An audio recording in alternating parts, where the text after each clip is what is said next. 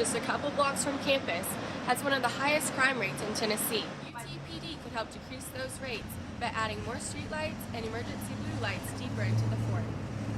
Emergency blue lights, like this one outside Volunteer Hall, is just one way that UT is creating a safer campus environment. Mental health has become a critical issue on college campuses.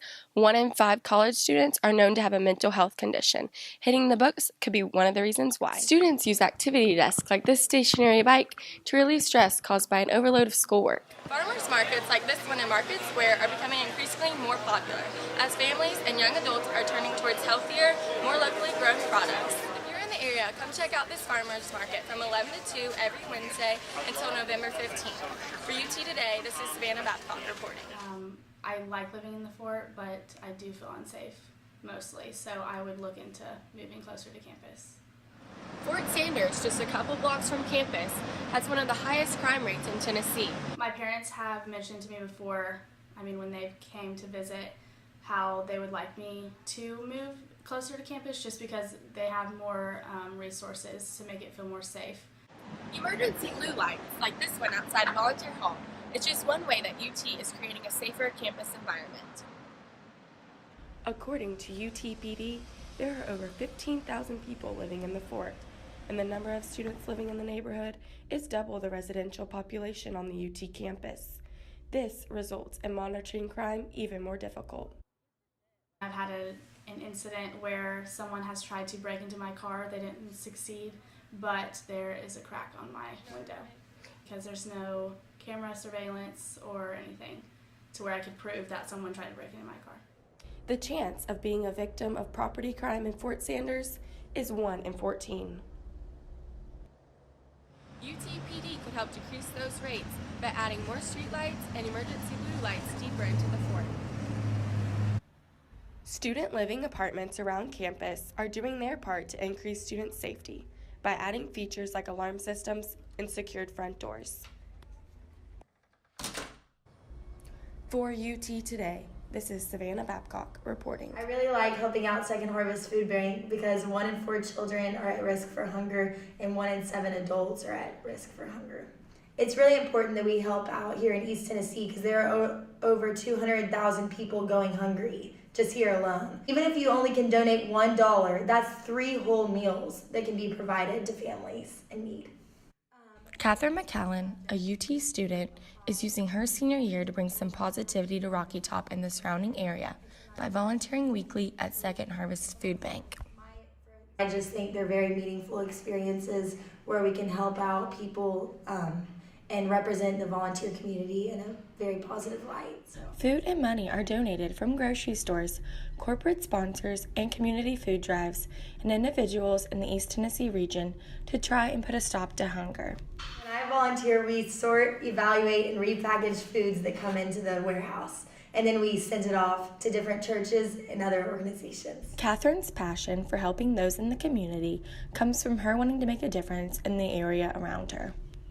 Because I know that I grew up not having to deal with issues like food insecurities, and I'm seeing that more even on our campus. So it makes me want to go out there and help people and meet them where they are because I just wasn't as exposed to that growing up, and I'm realizing how important it is to help those people. For UT Today, this is Savannah Babcock reporting. Thousands of students walk through these doors of Hodges Library daily, but cramming long hours for those exams and projects could be detrimental to students' mental health. Mental health has become a critical issue on college campuses. 1 in 5 college students are known to have a mental health condition. Hitting the books could be one of the reasons why. When students start to feel really overwhelmed and really stressed out, oftentimes they try to compensate by staying up all night to finish studying for a test or doing homework, and by not focusing on your body and its needs, then you're also putting your body at risk for more health factors. You're more likely to become depressed, more anxious. College counselors around the nation are seeing a record number of students who are dealing with a variety of mental health problems. This could have effects on their academic performance.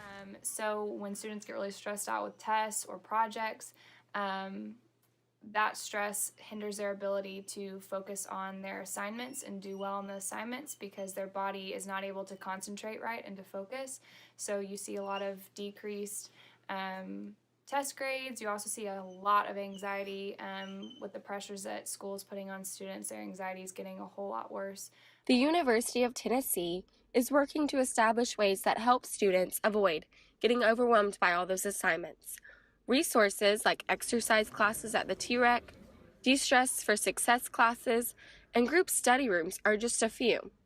Also, students use activity desks like this stationary bike to relieve stress caused by an overload of schoolwork. But I really like to go for a run or go play sand volleyball or go to the T-Rex. They have really great Zumba classes and cycling classes and basketball courts, and so I think it's a really good way to go and relieve stress.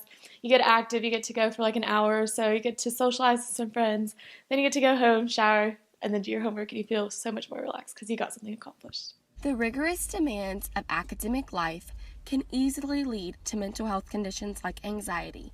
This is why it is so important to make time for yourself and use the resources that UT provides. The UT Counseling Center and Student Success Center are always available to help you and other students succeed. For UT Today, this is Savannah Babcock reporting. Farmers markets like this one in Market Square are becoming increasingly more popular as families and young adults are turning towards healthier, more locally grown products. This market offers products ranging from produce, eggs, honey, pasture-raised meat, baked goods, salsa, coffee, and lots more. All of the products at this market vary by season because they are all grown or made by a vendor in the East Tennessee region. We don't do any refrigeration. Everything is picked the day of the market or the day before. And we usually have it within an hour of the time it's picked. We're at the market being set up. Everything is fresh and we produce it all ourselves. We are an all-natural product, which we don't use dyes, high fructose corn syrup, and nothing like that. The only added sugar is pure cane sugar, which is just natural. Our son grows the tomatoes and the peppers. What he doesn't grow, we get from a local farmer. My neighbor grows the jalapeno peppers that we use. The community around Knoxville supports local farmers through this market because they enjoy knowing where their food is coming from and the fresh taste and health benefits that come along with that. Pick out some vegetables and fruits, and we usually try to figure out something to cook for the night as a family. Restaurants around Market Square have caught on to the interest in the freshly grown produce and have started using them in their dishes or selling the local goods. If you're in the area, come check out this farmers market from 11 to 2 every Wednesday until November 15th. For UT Today, this is Savannah Babcock reporting.